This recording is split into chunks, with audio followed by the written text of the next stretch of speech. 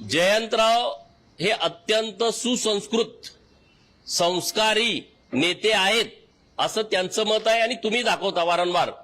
दिसायला स्मार्ट असल्यामुळं तुम्हाला तसं कदाचित वाटत असेल तर ते तुम्ही दाखवता.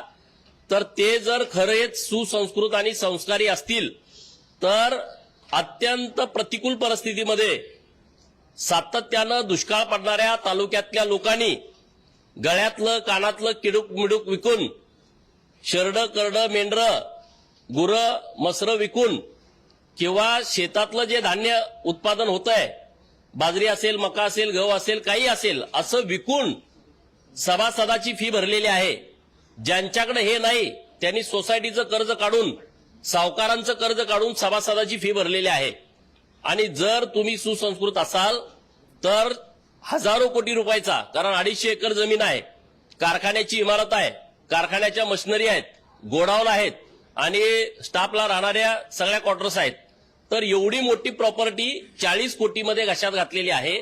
तुम्ही जर सुसंस्कृत आणि संस्कारी असाल तर तात्काळ हा कारखाना सभासदांच्या नावावर करून द्याल. तुम्हाला 1 रुपया कुणी देणार नाही, कारण त्यांचे सहकारी आहेत, विशाल पाटील खासदार आहेत.